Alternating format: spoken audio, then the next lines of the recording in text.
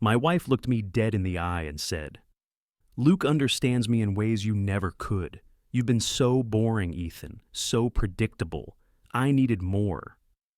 That's when I pulled out my phone and showed her the video from the prenatal clinic. The pregnancy test wasn't mine. That much was obvious. I found it shoved in the trash can of our master bathroom, hidden beneath a crumpled pile of tissues and an empty shampoo bottle. Positive. 2 solid pink lines, clear as day. My hands froze when I pulled it out, and for a second, I just stared at it, trying to wrap my head around the fact that my wife Mallory hadn't said a damn word to me. We weren't trying for a baby. In fact, she'd been dodging any kind of intimacy with me for months. Headaches, late nights at work, her need for space, every excuse in the book. But suddenly there it was, proof not just of a pregnancy, but of something much darker. My mind raced as I stood there holding the test with the kind of fury and disbelief that makes your chest tighten until you can't breathe. I knew Mallory well enough to know she didn't make mistakes. She was calculating, always 3 steps ahead, and if she'd let this slip, it was because she never thought I'd find it. Or maybe she was just arrogant enough to think I wouldn't put the pieces together. I didn't confront her right away. That would have been too easy. No, I needed to be smart about this. Mallory was a master manipulator, and if I came at her with nothing but suspicions, she'd twist it all around until I was the one apologizing by the end of it. I wasn't giving her that satisfaction. Instead, I put the test back exactly where I found it, taking care to rearrange the trash so it looked untouched. Then I walked out of that bathroom like nothing had happened, even though my entire world had just flipped upside down. What Mallory didn't know was that I wasn't the pushover she thought I was. I'm a senior financial analyst at one of the largest investment firms in the state, managing portfolios worth over $300 million. My annual income last year was $285,000, not including bonuses. I'd been smart with my money too. Separate investment accounts she didn't know about. A trust fund from my late grandfather worth $1.2 million that I'd never mentioned. And connections throughout the financial and legal sectors that would make her head spin. She thought I was just her boring, predictable husband who brought home a steady paycheck. She had no idea about the strategic mind that had gotten me to where I was, or the resources I could mobilize when pushed. My hands were still shaking when I sat down at the kitchen table, pretending to scroll through my phone as I listened for her footsteps upstairs. When she finally came down, hair damp from the shower, she didn't even glance at me. Just poured herself a coffee and started scrolling through Instagram like she didn't have a care in the world. I couldn't believe it. She had the audacity to act like everything was normal, like I didn't just stumble across the most damning evidence of her betrayal. I wanted to scream, to throw the mug of coffee right out of her smug, oblivious hands and demand answers. But I didn't. Not yet. Instead, I smiled at her, calm as a saint, and said, "You look like you slept well. Long day at work today?" Mallory glanced up briefly, her expression unreadable, then shrugged. Same old. Meetings, deadlines, the usual. The casual way she said it made my stomach churn. She wasn't just lying, she was good at it, effortless. But if she thought I was just some oblivious husband who would let her get away with whatever she was doing, she had another thing coming. I was going to figure out exactly what she was hiding, and when I did, she'd regret ever underestimating me. That night, I couldn't sleep. Not because I was restless or second-guessing myself, but because my brain was in overdrive. Mallory was playing a game, and I needed to learn the rules if I was going to beat her. I lay there listening to her soft, even breathing as she slept beside me, completely unaware of the storm she'd unleashed. I wanted to believe there was some innocent explanation for the pregnancy test. But deep down, I already knew better. By morning, I had a plan. I decided to start small. Observe her, look for inconsistencies, let her think she was in control. People like Mallory get careless when they think they've already won. I just had to be patient. At breakfast, she acted like nothing was wrong. She even kissed me on the cheek, which felt like an insult now, a sick little performance meant to keep up appearances. I played my part too, smiling and laughing at her jokes. But all the while, I was watching her every move. I noticed the way she clutched her phone like it was glued to her hand. Normally, she'd leave it on the counter or the coffee table, but not today. She even took it with her to the bathroom, which was strange considering how long she'd stay in there, 15, 20 minutes sometimes. "Everything okay?" I asked casually as she came out of the bathroom for the third time that morning. You've been in there a lot lately. Mallory froze for half a second, just long enough to register the question, then recovered with a quick laugh. Yeah, just some stomach issues. Probably that sushi we had the other night. That was a lie. We hadn't eaten sushi in weeks. I smiled and nodded, pretending to buy it, but inside my resolve hardened. If she was lying about something as small as that, what else was she lying about? Later that day, while she was at work, I made a call to my college roommate, Marcus, who now ran a private investigation firm. We'd stayed close over the years, and he owed me a favor from when I'd helped him secure funding for his startup. I need you to look into someone for me, I said, keeping my voice steady. Full background, financial records, the works. This about Mallory? Marcus asked, his tone careful. Yeah, and a guy named Luke. I'll send you what I have. Consider it done, he said. Give me 48 hours. I also reached out to my attorney, David Brennan, a shark in the courtroom who'd helped me structure my grandfather's trust to be ironclad. David, hypothetical question. If someone were to discover their spouse was having an affair and potentially committing fraud, what would be the smartest way to protect their assets? There was a pause on the other end. Ethan, is this hypothetical, or are we having a real conversation? Let's call it preemptive planning. Come by my office tomorrow, bring any documentation you have, bank statements, investment records, property deeds. We'll make sure everything is bulletproof. While waiting for Marcus to get back to me, I decided to dig deeper on my own. I went through the trash, going through every piece of it, even though I hated myself for doing it. Sure enough, I found another clue. A crumpled receipt from a boutique in the next town over. It was dated 2 days ago and listed items I'd never seen in our house. Luxury candles, silk lingerie, and men's cologne. My heart was pounding as I stared at the receipt. She hadn't bought those things for me. That much was obvious. But for who and why? That evening, I tested her. We were sitting on the couch watching some mindless reality show when I casually asked, "So, who's the cologne for?" Mallory's head snapped toward me, her expression a mix of confusion and panic. "What are you talking about?" I held up the receipt, watching her face carefully. "This, from Tuesday. I didn't realize you'd gone shopping." For a split second, her mask slipped. Her eyes widened and her mouth opened like she was about to say something. But then she recovered. She laughed like I'd just told a stupid joke. "Oh, that's for my boss. His birthday's coming up and the team pitched in for a gift. I didn't think it was a big deal, so I didn't mention it." It was a good lie. Quick, believable, and just vague enough to discourage follow-up questions. But it wasn't good enough, not this time. "Oh, nice of you to take the lead on that," I said, smiling like I believed her. "I'm sure he'll love it." Mallory relaxed, sinking back into the couch with a relieved sigh. She had no idea I was onto her, that I was already 2 steps ahead. This wasn't just about catching her anymore. This was about making sure that when the truth came out, she couldn't wriggle her way out of it.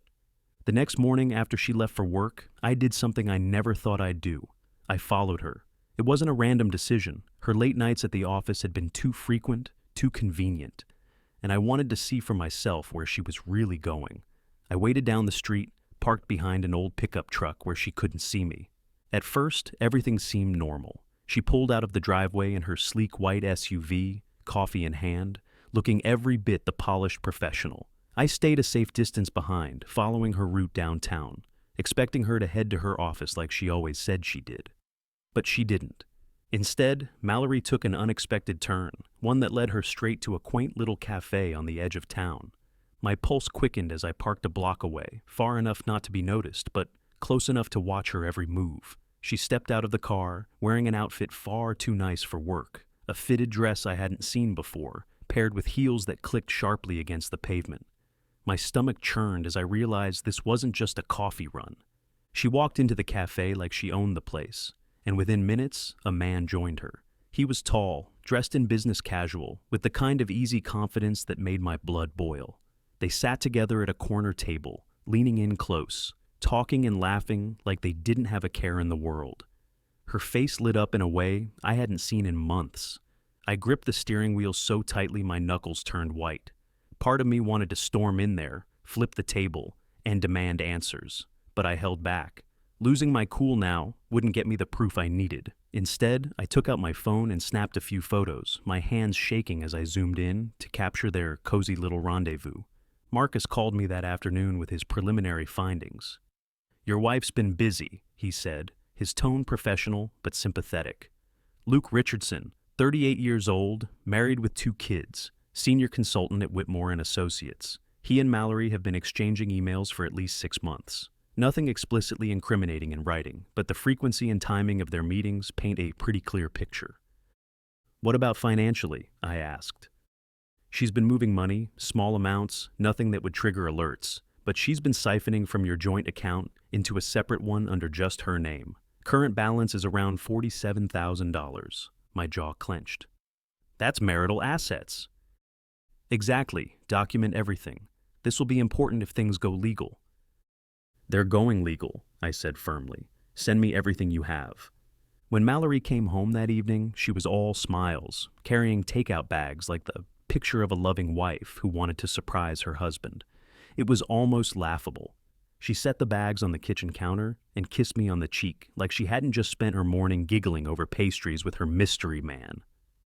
"I got your favorite," she chirped, pulling out boxes of barbecue ribs and mac and cheese. "Figured we could have a nice dinner together. You've been working so hard lately." I forced a smile, keeping my tone light. "That's thoughtful of you." "Thanks, Mel." The way her eyes sparkled with self-satisfaction made my stomach turn. She thought she had me fooled, that I'd eat her ribs and smile like the devoted husband while she played house with someone else. But tonight, I wasn't just pretending to be clueless. I was setting the stage. After we finished eating, I cleared the plates while she leaned against the counter scrolling through her phone. I casually wiped my hands on a dish towel and asked, "So, how's the office these days? You seem busier than ever." She didn't even look up. "Oh, you know how it is. Same old grind. Deadlines, client meetings, the usual." "Must be tough juggling everything. I mean, late nights, early mornings. It's impressive." That got her attention. She glanced up, her smile faltering just slightly. "It's not that bad. Besides, I'm doing it for us, right? Building our future." "Right," I said, nodding. "Like this morning. You had that coffee meeting, didn't you?" Mallory froze, just for a split second, but it was enough to confirm everything I already knew. Her grip on the phone tightened, and she quickly masked her reaction with a laugh. "Oh yeah, just some networking thing. Nothing exciting." I leaned against the counter, folding my arms. "That's interesting. You never mentioned it before. Networking sounds cozy." Her eyes narrowed slightly, her smile thinning. "Ethan, what's with the 3rd degree? It was just a work thing. Why are you making it sound weird?" "Not at all," I said, raising my hands in mock surrender. "Just curious, that's all." She watched me carefully, clearly trying to gauge whether I was on to her. After a tense moment, she shrugged and turned her attention back to her phone, muttering something about me being paranoid lately. But I wasn't paranoid. I was methodical. The next day, I met with David at his office. We went through everything: the trust fund, my investment accounts, the property deed to the house, which was in my name from before the marriage. "She has no claim to the trust or your separate investments," he assured me. "The house is yours. The only issue is the joint account and any marital assets acquired during the marriage." "She's been stealing from the joint account," I said, showing him Marcus's report. David's eyes lit up like a predator spotting prey. "Financial infidelity on top of adultery? This changes everything. We can file for divorce on grounds of adultery and fraud. She won't get a penny beyond what she's already stolen, and we can probably recover that too." "What about the pregnancy?" I asked. "Not your problem if you can prove it's not yours. We'll demand a paternity test if she tries to claim support." I felt a weight lift off my shoulders.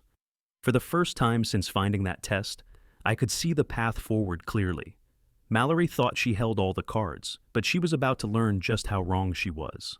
That Friday, I knew from her calendar that she had a prenatal appointment at 3 p.m. I called in sick to work and positioned myself across from the clinic by 2:30. Like clockwork, her SUV pulled in at 2:58. She stepped out, looking around nervously. And then I saw him. Luke. He was already there, holding a coffee, and they embraced like the happy couple they thought they were. I followed them inside through a side entrance, recording everything on my phone. I heard them talking to the doctor, heard her say, "This is the happiest moment," heard him asking about the baby's development, like a proud father-to-be. Every word was another nail in the coffin of our marriage and his. That weekend, I suggested dinner at an upscale Italian place downtown. Mallory dressed up in a stunning red dress, playing the perfect wife. We were halfway through the meal when I decided it was time. "You know," I said, swirling my wine, "I've been thinking a lot about our future." She looked up, her smile faltering. "Oh? What brought that on?" "Lately you've seemed distracted, like something's been on your mind. I figured maybe it was time we talked about it." "Distracted? What are you talking about? I've just been busy with work, you know that." "Work," I repeated, nodding. "Right, and all those late nights at the office, the networking meetings, the trips out of town. That's all just work, huh?" Her grip on her fork tightened. "Ethan, I don't know what you're trying to say, but it's starting to sound like you don't trust me." "Oh, I trust you, Mallory," I said, leaning forward. "I trust you to always look out for yourself, to cover your tracks, to think you're smarter than everyone else in the room. But here's the thing. I'm not as stupid as you think I am." I pulled out my phone and showed her the thumbnail of the video from the clinic. Her face went white.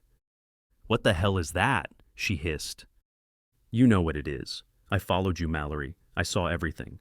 The clinic, Luke, the little prenatal pep talk with the doctor. You've been busy, haven't you?" She looked around the restaurant in panic. "Keep your voice down. You don't know what you're talking about." "Don't I? Let me guess. You were planning to pin the baby on me, right? Play happy family while sneaking off with Luke whenever you felt like it?" For the first time in months, Mallory looked powerless.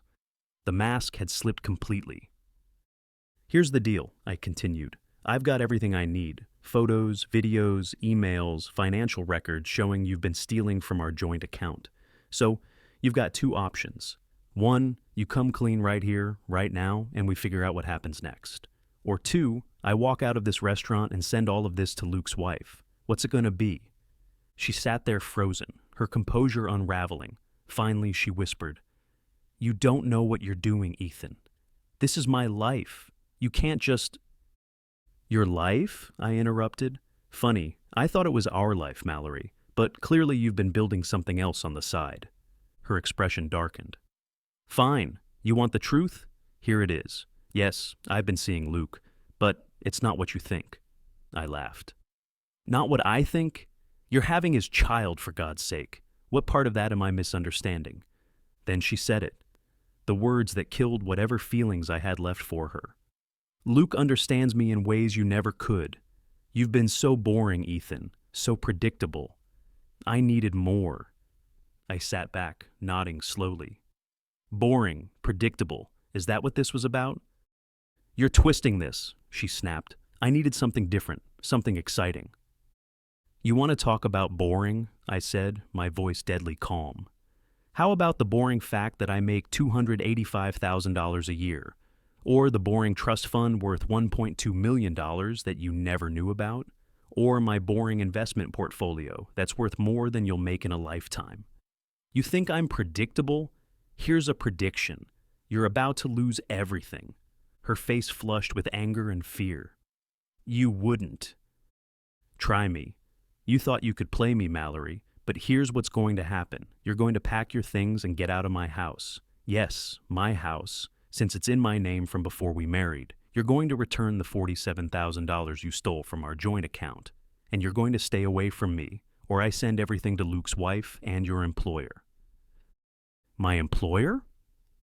"Oh, did I mention? I had a very interesting conversation with your HR department about their policy on employees conducting affairs during work hours and misusing company resources. Those client meetings you've been logging, they have a different opinion about those." She stared at me, tears welling in her eyes. "You're being unreasonable. We can work this out." "Unreasonable? You lied, you cheated, you stole, and you tried to trap me with another man's baby. This is your doing, Mallory, not mine." I stood up, tossing cash on the table for the meal. "You have 24 hours to get your things and get out. After that, I'm filing for divorce and sending everything to Christine. That's Luke's wife's name, by the way. She seems lovely. I'm sure she'll be very interested in what her husband's been up to. Mallory was gone by the next morning. She didn't say goodbye, didn't leave a note, just packed and vanished. The moment her car disappeared, I sent the email to Christine with all the evidence attached. Her response came within an hour: shock, devastation, and gratitude for telling her the truth. Luke called me that afternoon, furious and panicked. "What the hell do you think you're doing?" "Cleaning up a mess," I replied. "A mess you helped make." "You had no right." "No right? You slept with my wife, lied to your own, and you think I don't have the right to call you out. Let me make this clear. If you or Mallory come near me again, I'll take this public. Your wife, your job, your reputation, they'll all go up in flames." "You're a real piece of work," he spat. "No, Luke, that's you. I'm just the guy who won't let you get away with it." I hung up and called David. "File the papers. Adultery and financial fraud. I want this done fast and brutal." "With pleasure," he said. "Given the evidence, she won't get a penny. We'll likely recover the stolen funds too." Within a week, Mallory was served. She tried calling, texting, even showed up at my office, but security turned her away. Marcus kept tabs on her. She'd moved in with her sister after Luke dumped her the moment his wife filed for divorce. Turns out he wasn't interested in playing daddy when his comfortable life imploded. The divorce was finalized in record time. Mallory got nothing except the clothes on her back and the debt from the lawyer she hired to try and fight it. The judge was particularly unsympathetic when presented with evidence of her financial fraud and adultery. She was ordered to repay the $47,000 she'd stolen, and when she couldn't, her wages were garnished. I heard through mutual friends that she'd lost her job when HR investigated my complaint and found she'd been falsifying her timesheets. Luke faced similar consequences. Christine took him for everything in their divorce, and his reputation at work was destroyed when she made sure everyone knew why they split. As for me, I'm doing better than ever. The house feels peaceful now, like it's actually mine again. I've been promoted to senior partner at my firm, finally able to focus on my career without the constant drama. I've started dating again. Nothing serious yet, but it's nice to be with people who actually appreciate what I bring to the table. Sometimes I think about that moment in the bathroom, finding that pregnancy test, and how it felt like my world was ending. But it wasn't ending, it was beginning. Mallory thought she was so clever, thought she had me all figured out. She called me boring and predictable, but she failed to predict the one thing that mattered. That when pushed, I wouldn't crumble. I'd fight back with everything I had. The last I heard, Mallory had moved to another state to start fresh. Luke's trying to rebuild his life while paying alimony and child support to Christine. They got exactly what they deserved. Each other, briefly before reality came crashing down on their little fantasy. There's something poetic about it all. They thought they were trading up, thought they'd found something better. Instead, they lost everything that actually mattered. Meanwhile, I'm here, in my house, with my career thriving and my future wide open. Turns out being boring and predictable means being smart enough to protect yourself and strong enough to fight back when someone tries to destroy you. If there's a lesson in all this, it's simple. Never underestimate the person you're betraying. You never know what resources they have, what connections they can call on, or how far they're willing to go to get justice. Mallory learned that the hard way, and honestly, I don't feel bad about it one bit. She made her choices, and I made mine. The difference is, I chose to win.